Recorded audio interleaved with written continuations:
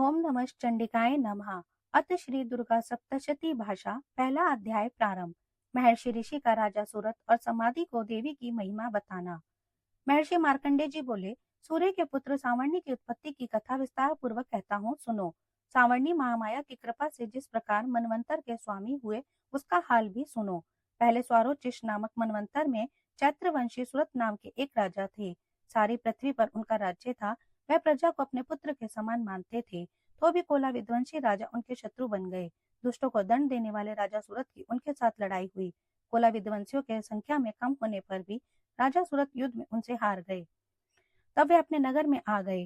केवल अपने देश का राज्य ही उनके पास रह गया और वह उसी देश के राजा होकर राज्य करने लगे।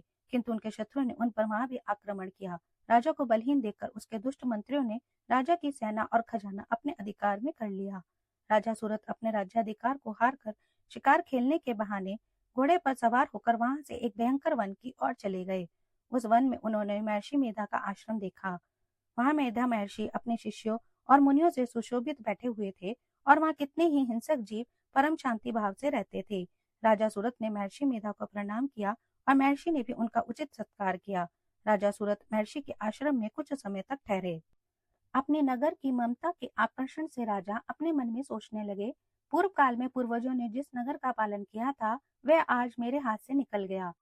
मेरे दुष्ट एवं दुरात्मा मंत्री मेरे नगर की अब धर्म से रक्षा कर रहे होंगे या नहीं। मेरा प्रधान हाथी जो कि सदा मत की वर्षा करने वाला और शूरवीर था, मेरे वैरियों के वश में होकर न जाने क्या दुख भोग रहा होगा।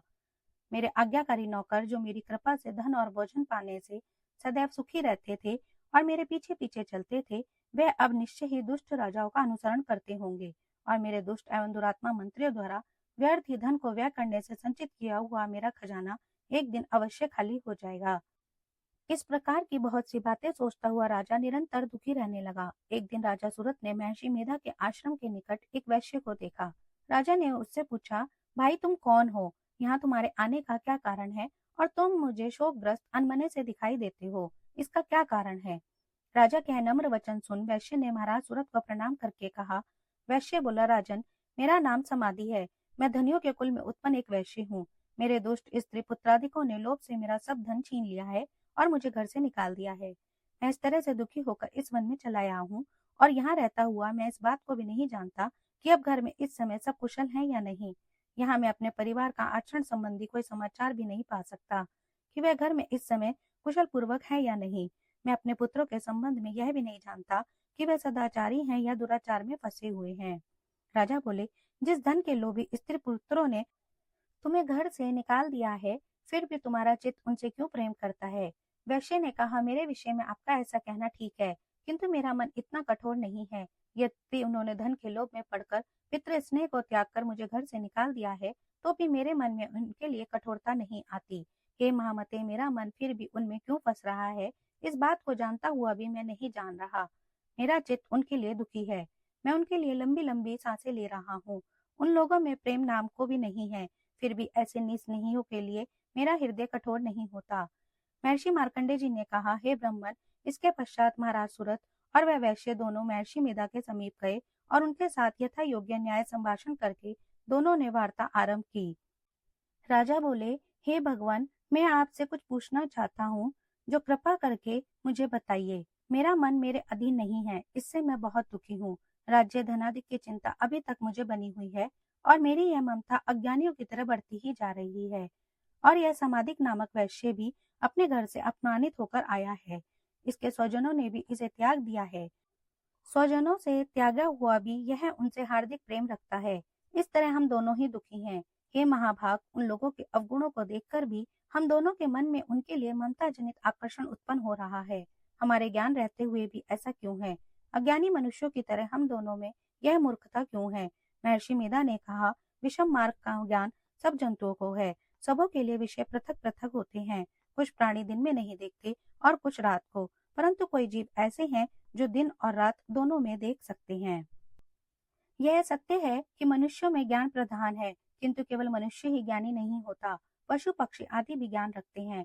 जैसे यह पशु पक्षी ज्ञानी है, वैसे ही मनुष्यों का ज्ञान है, और जो ज्ञान मनुष्यों में है वैसे ही पशु पक्षियों में है, और अन्य बातें भी दोनों में एक जैसी पाई जाती हैं।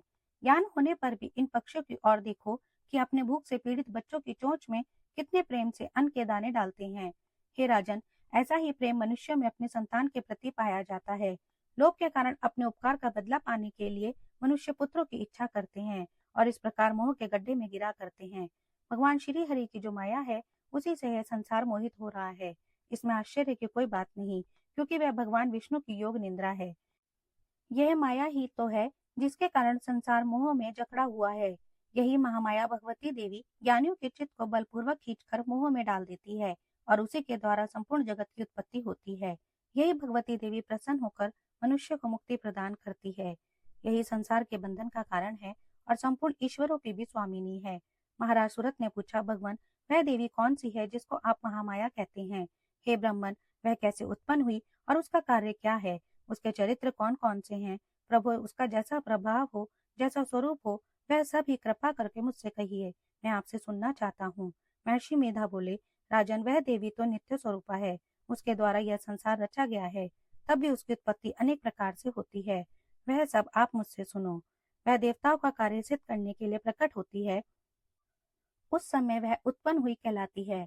संसार को जल में करके जब भगवान विष्णु योग निंद्रा का आश्रय लेकर शेष सैया पर सो रहे थे, तब मधुकैटभ नाम के दो असुर उनके कानों के मैल से प्रकट हुए और वह श्री ब्रह्मा जी को मारने के लिए तैयार हो गए।